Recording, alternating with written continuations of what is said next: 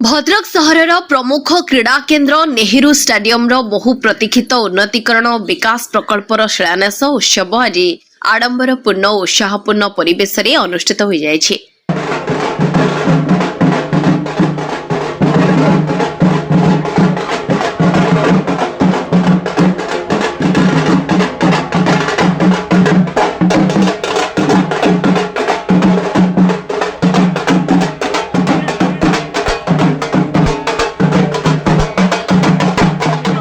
प्राय 23 कोटी 50 लाख टंका व्यय स्टाडियम समग्र उन्नतीकरण करा बेले यहाकु जिलार क्रीड़ा भित्तिभूमि विकास क्षेत्र में एक ऐतिहासिक पदक्षेप बोली सूचना रखिथिले।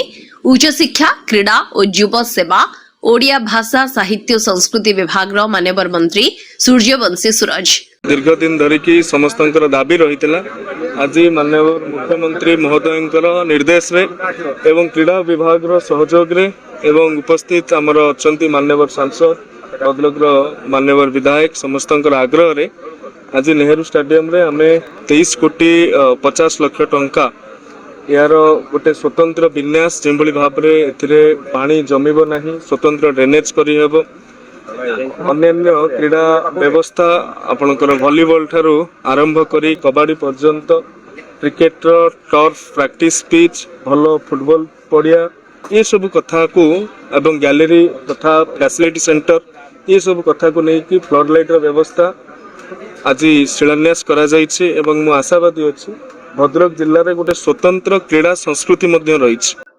ये जिले में वॉलीबॉल, ये जिले में कुश्ती, ये जिले में जिम्नास्टिक, ये जिले में क्रिकेट फुटबॉल कबड्डी ये सब पूर्वर सारा भारत वर्ष रे स्वतंत्र परिचय भद्रक जिले में रही। आज से परिचय को फेरई आनिबारे समस्तंकर सहयोगी भूमिका निर्वाह करिवे बोली मु निवेदन करिछु। मुख्य अतिथि भाव जोगदे प्रकल्पर शिलान्यास करने समस्त क्रीड़ाविद मानू शुभेच्छा प्रदान करते। यह अवसर में भद्रक विधायक सांसदों समेत विभागीय वरिष्ठ अधिकारी क्रीड़ाविद और क्रीड़ा प्रेमी उपस्थित थे।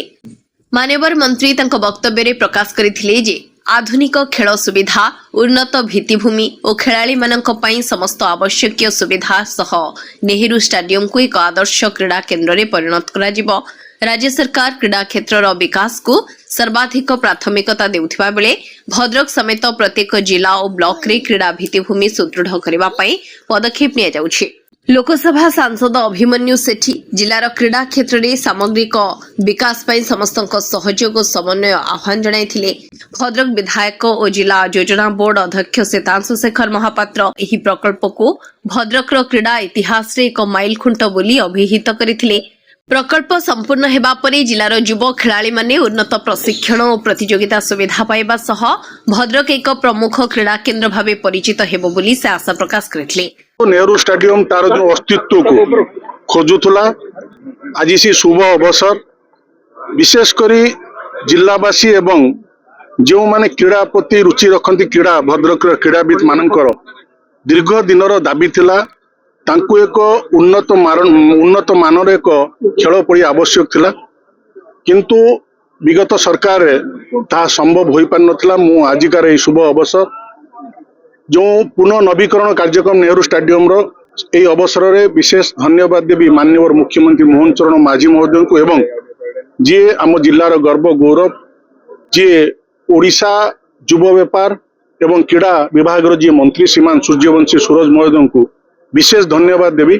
से जिलावासी ये दाबी को हृदयंगम करी आज जो शुभ शिलान्यास जो कार्यक्रम आरंभ होईची निश्चिंत आगामी दिन में भद्रक जिलार जो प्रतिभा क्रीड़ाविद माने अछंती तांको एक सुंदर मंच प्रदान करने सहित ये स्टाडियम जेपरी आमे जातीय अंतर्जातीय स्तर में उन्नत मानर स्टाडियम देखुचंती से स्टाडियम मध्य आम जिलावासी भद्रक रे मध्य से स्टाडियम रे निजर दक्षता को प्रदर्शन करिवे एवं जातीय स्तर अंतर्जातीय स्तर रे निजर परिचय मध्य सृष्टि करिवे। जिला क्रीड़ा अधिकारी देवव्रत महापात्र प्रस्तावित उन्नतीकरण कार्य संपर्क में आलोकपात करी कहिथिले जे प्रकल्प माध्यम स्टाडियम रे आधुनिक क्रीड़ा भित्तिभूमि सृष्टि खेल पड़ियार उन्नति एवं खेलाड़ी मानक पई उन्नत प्रशिक्षण सुविधा जोगाई दियाजिबो। आरंभ रे अतिरिक्त जिलापाल रवि नारायण साहू अतिथि मानकु स्वागत जणाइथिबा बेले एचएससीएल रो वरिष्ठ जंत्री जतीन्द्र बेहेरा प्रकल्पर वैषयिक दिग और उन्नतीकरण योजना उपस्थापन करथिले। शेषरे अतिरिक्त जिलापाल सरोज कुमार दत्त धन्यवाद अर्पण करथिले। नेहरू स्टाडियम रही उन्नतीकरण प्रकल्प भद्रक जिलार क्रीड़ा क्षेत्र को नूतन गति प्रदान करने सह युव खेलाड़ी मानक पई उन्नत प्रशिक्षण और प्रतियोगितार नुआ सुजोग सृष्टि करिबो बोली उपस्थित क्रीड़ा प्रेमी माने मत प्रकाश करथिले।